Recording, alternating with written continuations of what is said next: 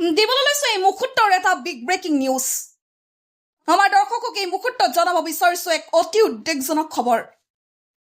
ৰাজ্যত পুনৰ সক্ৰিয় হৈ উঠিছে মানৱ অংগৰ চোৰাং ব্যৱসায়। এইবাৰ আৰক্ষীৰ জালত পৰিছে এটা মানৱ অংগ সৰবৰাহকাৰী চক্ৰ। এই মুহূৰ্তত পুনৰ জনাব বিচাৰিছো এক বিগ ব্ৰেকিং নিউজ।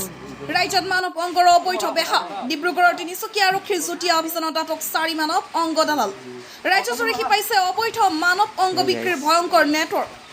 ডিব্ৰুগড়ৰ পৰা আৰক্ষীয়ে আটক কৰি 4জন মানৱ সৰবৰাহকাৰী। আটকাধীন মাৰ্গ্ৰেটাৰ 4 দালাল ক্ৰমে জাকিৰ হুছেইন, শংকৰ চেণ্টনু, সমীৰ পল আৰু গোপাল ৰয়। ধৃত 4জনৰ ভিতৰত সমীৰ পল আৰু গোপাল ৰয়ৰ ঘৰ ডিব্ৰুগড়ত, আনহাতে জাকিৰ হুছেইন আৰু শংকৰ চেণ্টনুৰ ঘৰ মাৰ্গ্ৰেটাত। মাৰ্গ্ৰেটাৰ ৰাজীৱ দে নামৰ এজন ব্যক্তিক কাম তথা ধনৰ প্ৰলোভনেৰে বৃক্ষ বিক্ৰী কৰিবলৈ লৈ যাওঁতে ধৰা পৰে অভিযুক্ত কেইজন। ৰাজীৱ দেৰ পৰিয়ালৰ অভিযোগৰ ভিত্তিত তিনিচুকীয়া ডিএছপি ফায়েজ আহমেদৰ নেতৃত্বত চলিছিল এই বিশেষ অভিযান। ডিব্ৰুগড় আৰক্ষীৰ সহযোগত চলাই অভিযানত 4 অভিযুক্তক হাতে লোটে আটক কৰিবলৈ সক্ষম হয়। মাৰ্গ্ৰেট আৰক্ষী অভিযুক্তৰ বিৰুদ্ধে ইতিমধ্যে মাৰ্গ্ৰেট আৰক্ষী থানাত এটি গোচৰ ৰুজু কৰিছে। এই চক্ৰটোৰ সৈতে কোনো ডাঙৰ হাস্পতাল বা চিকিৎসক জড়িত আছে নেকি তাক লৈ তদন্ত অব্যাহত ৰাখিছে। এই ঘটনাই সমগ্ৰ ৰাজ্যতে তীব্ৰ চাঞ্চল্য সৃষ্টি কৰিছে। দৰিদ্ৰতাৰ সূচক লৈ মানুহৰ জীৱনক লৈ হেতালি খেলা এই দালাল চক্ৰৰ বিৰুদ্ধে আৰক্ষীয়ে অধিক কঠোৰ পদক্ষেপ গ্ৰহণ কৰিব বুলি ৰাইজে আশা প্ৰকাশ কৰিছে। আপোনাৰ ৰাতিপুৱা 5:30 বজাত 5:30 বজাত কামলৈ যাম বুলি ওলাই গৈছিলে। কেইদিনমানৰ কাৰণে কামত যাম বুলি কৈছিলে। এতিয়া ডিব্ৰুগড় শংকৰে কামলৈ লৈ যাম বুলিহে লৈ গৈছিলে।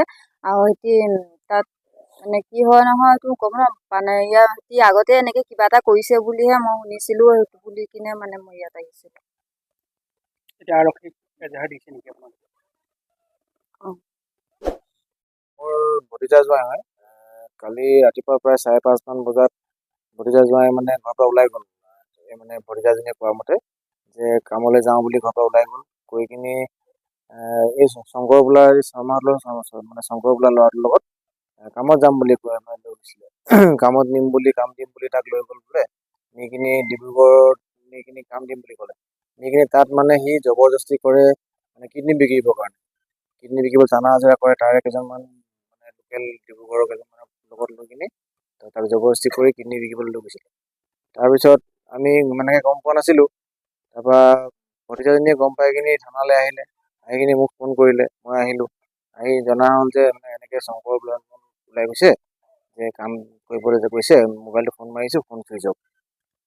তাৰপিছত মই খবৰ পাই কিনি সেই শংকৰৰ মোবাইল নাম্বাৰটো যেনে তেনে বিচাৰি শংকৰক ফোন কৰিলোঁ। ফোন কৰি সি মোক গালি গালাজ পাৰে। এনেকৈ মই কৈছোঁ এই ৰাজীৱ ক'ত, আমাৰ জোঁৱাইটো ক'ত? সি কৈছে যে জোঁৱাই নাই, ৰাতিপুৱাই বোলে সি মোৰ লগত আহিলে, মই তিনিচুকীয়াত তাক এৰি দিলোঁ।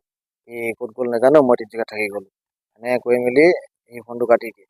তাৰপৰা মই সেই এজাহাৰখন লিখাই আনি কিনি থানাত তেওঁৰ মোবাইল নম্বৰৰ সৈতে জমা দিওঁ। এতিয়া কেইজন ধৰিছে?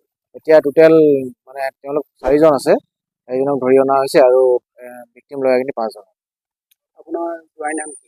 মোৰ জোঁৱাইৰ নাম ৰাজীৱ দে।